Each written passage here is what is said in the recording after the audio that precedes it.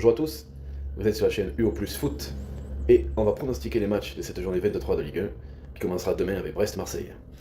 Ce n'est pas ma première vidéo de pronostic, je fais aussi des débriefs d'après-match de l'OM. Je ferai aussi de temps en temps des débriefs d'après-match d'autres équipes pour les gros matchs que j'estime être importants, on va dire, et qui le seront. Hein. C'est pas mon estimation qui fera qu'ils sont importants, c'est les faits. Commençons la vidéo par ce Brest-Marseille donc. L'OM qui est désormais entraîné par Habib Beye depuis mercredi soir, c'est tout récent. Est-ce que son arrivée va suffisamment rebooster l'effectif pour accrocher une victoire qui serait importante à Brest? Est-ce que Brest ne va pas profiter de la méforme actuelle de l'OM? C'est des questions qu'il faut se poser. L'OM est actuellement quatrième, et désormais quatrième, je devrais dire, parce que l'OM a perdu la troisième place le week-end dernier. Brest est 12e, n'a pas grand-chose à jouer en vérité. Mais bon, c'est toujours une équipe embêtante.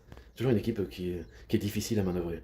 Même si certains ont eu moins de difficultés à les manœuvrer, parce qu'ils ont gagné contre eux. Écoutez, pour ce match, moi, personnellement, vu les cotes, 1,90 pour l'OM, 3,65 le nul, et pareil pour la victoire de Brest. 1,90, on double la mise, quasiment. Ça m'intéresse, ça m'intéresse. Je miserai, personnellement. Après, vous faites ce que vous voulez, hein, c'est... chacun a son avis, je vous donne le mien. Je miserai sur une victoire de l'OM. 1-2, oui. Une petite marge, une petite marge. Juste ce qu'il faut pour gagner un match, mais pas assez pour s'emballer.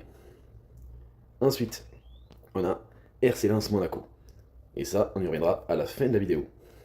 Parce que pour moi, c'est le vrai choc de cette journée, même si on a un match très intéressant qui arrivera avec, pas Angélil, mais où ils sont.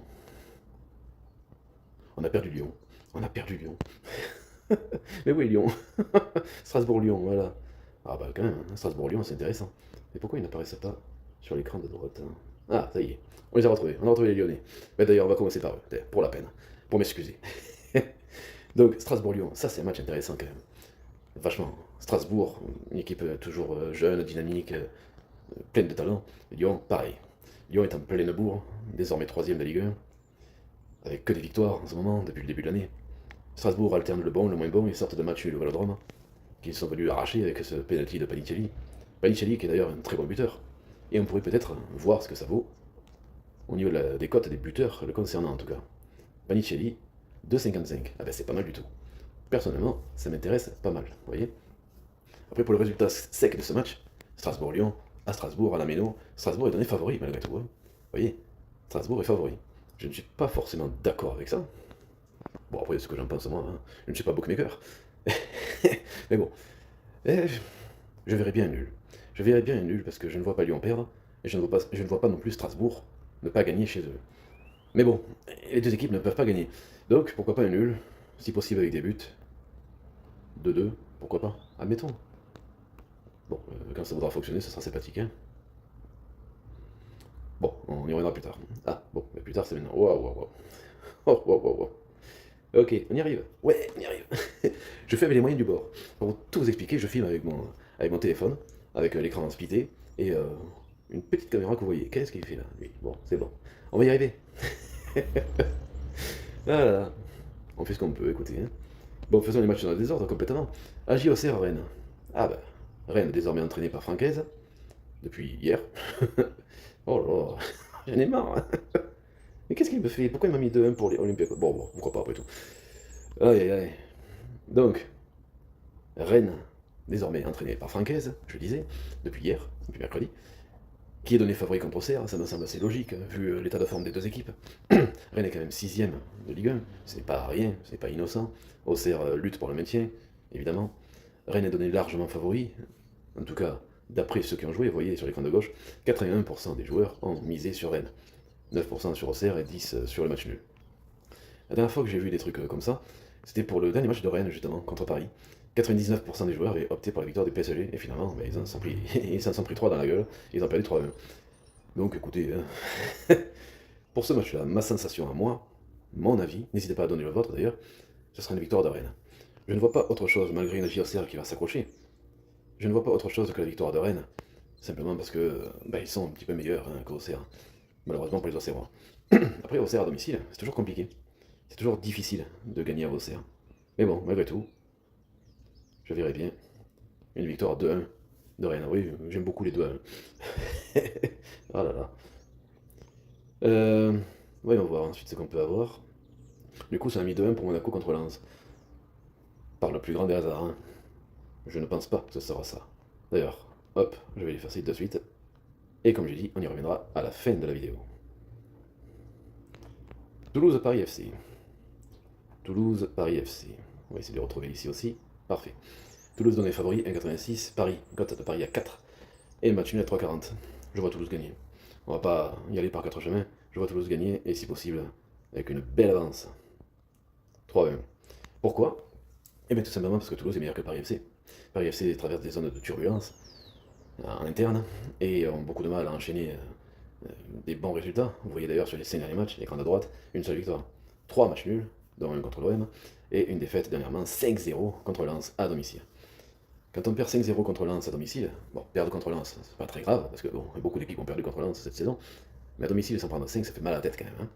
Déjà, à l'extérieur, ça fait mal, à domicile, c'est encore plus douloureux. Toulouse est toujours réputé pour avoir de bonnes performances à domicile. Donc, écoutez, c'est pour ça que j'ai opté pour la victoire 3-1 de Toulouse.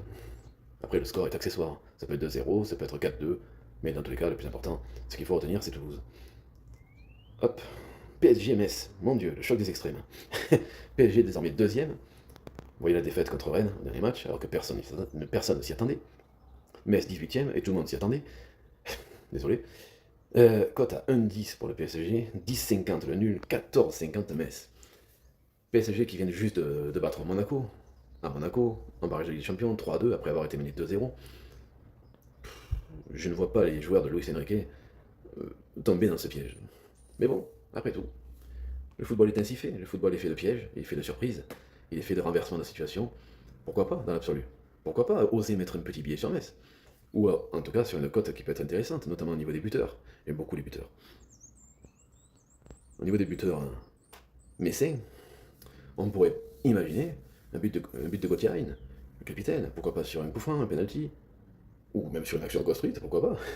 Après tout, ça pourrait me convaincre, moi, personnellement. Mais honnêtement, pour ce match-là, je ne vois pas autre chose que la victoire de Paris, et avec une grosse marge. Oui, j'ai osé le 6-0, un 7-0. Enfin, pas 7-6, bon, vous m'avez compris, hein. Un peu d'humour, voyons, un peu d'humour. Ensuite, qu'est-ce qu'on a d'autre? On a Nice, Lorient. Waouh, Nice-Lorient. C'est des matchs qui peuvent valoir le coup d'œil, hein, entre deux équipes surprenantes, mais pas forcément dans le bon terme. Surtout concernant Nice, son classement de 14e est carrément indigne d'un club comme l'OGC Nice.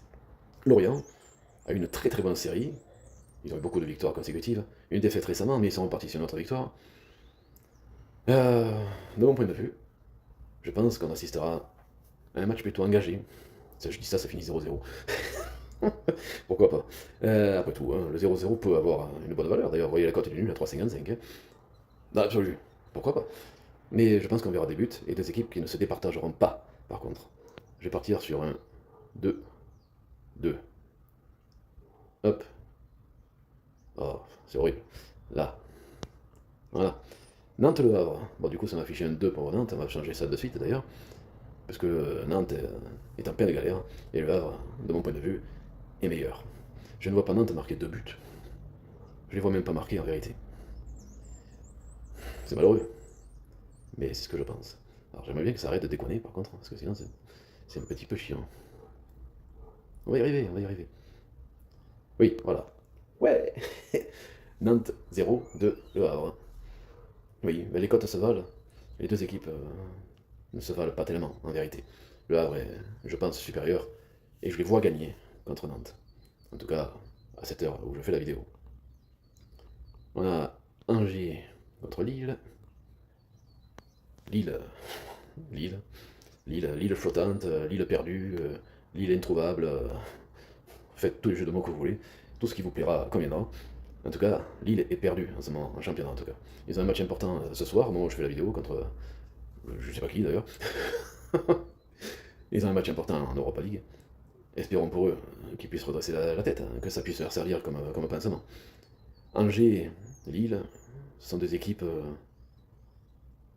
qui ne se ressemblent pas vraiment, mais qui ont des trajectoires plutôt, j'ai envie de dire, similaires, en tout cas ces derniers mois, ces dernières semaines. Similaires dans le sens où Ben, ce sont des équipes qui se cherchent encore. Angers est en pleine reconstruction après avoir perdu des joueurs importants, et Lille a des joueurs importants, mais cherche à retrouver son jeu. Pff, quand même, si je devais donner un vainqueur, je donnerais Angers. Je donnerais Angers pour l'avantage du terrain, déjà, et l'avantage de jouer à domicile. Donc déjà, ça aide. Non, pas 21. Hop, hop, 2, 1. Ouais. C'est déjà resté à Strasbourg-Lyon. Et il nous reste le dernier match. Le match de cette journée, de mon point de vue. On a Lens qui reçoit l'AS Monaco. Monaco a montré de belles choses contre Paris. Malheureusement, ça n'a pas suffi. Le résultat en atteste. Défaite 3-2 après avoir mené 2-0, dont un but à la 50e seconde. Lens est en pleine confiance. Vient de marquer 5 buts à Paris FC pour une victoire qui leur a redonné la première place. Monaco, en championnat, c'est plus qu'hésitant, c'est 8ème. C'est 8ème, ça aussi. Tout à l'heure, je parlais d'un classement indigne pour l'OGC Nice. Que dire de Monaco? Que dire de Monaco? Monaco 8ème, c'est presque une insulte envers le club monégasque. Lens devrait gagner. Les cotes sont largement en faveur de Lens. 1,64, 4,30 le nul, 4,20 Monaco. Lens à domicile, c'est très solide. Très très très solide. L'équipe elle-même est très solide sur ses appuis, on va dire. Alors, honnêtement, je ne vois pas autre chose, mais attention, Monaco peut surprendre. Ils ont réussi à marquer 2 buts contre Paris, mener 2-0 en Ligue des Champions, contre le champion en titre. C'est pas innocent, c'est pas innocent. Mais je vois Lens gagner quand même, et je pense qu'on verra des buts.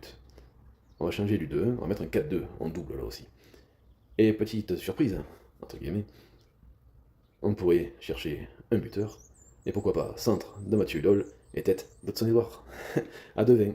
À 2,20, bah écoutez, c'est plutôt pas mal.